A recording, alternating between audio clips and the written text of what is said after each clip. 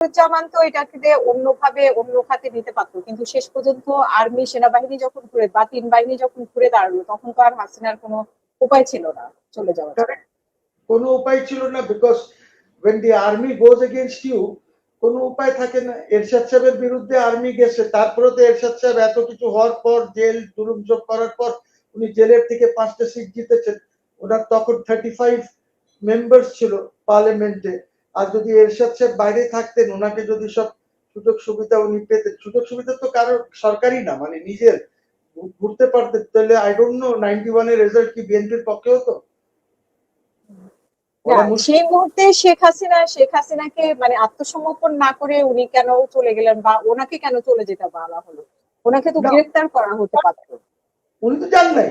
আপনারা তো ওনাকে ওনার বাসার থেকে হেলিকপ্টারে তুলে তেজগাঁতে C-130 বসিয়ে আবার C-130 ও ট্রান্সপন্ডার বন্ধ করে ভিন্ন রুট থেকে ইন্ডিয়ায় ঢুকেছে। আপনি তো অনেক প্রোটেকশন দিয়ে নিয়ে গেছেন শেখ হাসিনা।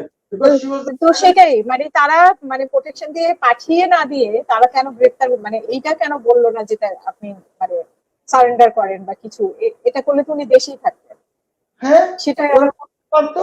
ইউসি পাকিস্তানে যখন কু করেছে জিয়াউল হক জুলফিকার আলী ভুট্টোর এগেইনস্টে, তখন জুলফিকার আলী ভুট্টোকে তো ওরা খুব সুন্দর করে প্রপারলি নিয়ে মারিতে রেখে দিয়েছে, মারিতে নিয়ে ওইখানে ওনাকে রেখে দিল।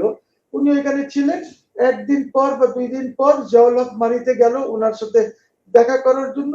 জিয়াউল হককে উনি খুব গালাগালি করলেন, মিসবিহেভ করলেন, জিয়াউল হক চলে আসলো।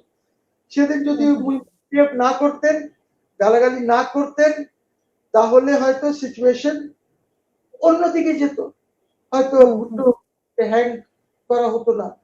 কিন্তু যে মিসবিহেভ করেছে, সিমিলারলি দেখেন এই যে 2000 এই যে যখন আমাদের রিজাইন চলে আসলেন খালেদা জিয়া 2001 এর পরে, উনি ছিলেন তো 111 আসলো ওনার ক্ষমতা ছাড়ার পর, তখন কিন্তু খালেদা জিয়া মিসবিহেভ করেছেন, মাসুদ চৌধুরীর সাথে মিসবিহেভ করেছেন খালেদা জিয়া।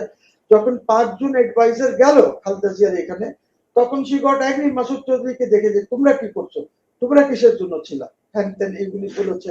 সিমিলারলি যখন গেল ওই কি নাম, যে চিফ অফ আর্মি স্টাফ ছিল মুইন যখন 111 এর করার আগে যখন গেল, তখনও মুইনের সাথে মিসবিহেভ করা হয়েছে। আমি আর নাম বললাম না যে কারা মিসবিহেভ করেছে, আমি জানি নাম। ওনাকে তখন মামা, আপনি এটা এরকম করে বলা হয়েছিল, বিকজ সবাই মামা, এরা মামা ডাকতো, তো আমি নাম বললাম না কারো।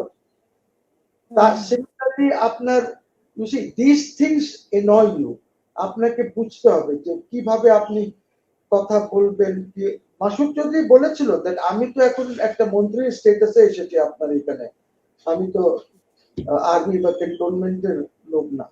সো তারপরে তারেক জিয়াদেরকে আরেকজন যে খুব বেশি ক্ষতি করেছিল ওয়াজ তৎকালীন অ্যাডভাইজার যে ছিল হোমের, মেজর জেনারেল জাহাঙ্গীর আলম। না না, জাহাঙ্গীর আলম তো ইন্টারিম গভর্নমেন্ট 111 এর সময়। তারেকের ক্ষতি 111 এ হয়েছে। আচ্ছা, ব্রিগেডিয়ার ব্যাকবোন ভাঙ্গা হ্যান তেন এইগুলি তো 111 এর সময় হয়েছে।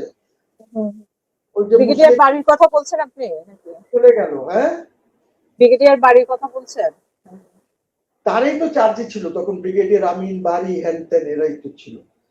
তো এই যে জিনিসগুলি হয়, you have to be very careful যে আপনি কার সাথে কোন সময় কি কথা বলছেন।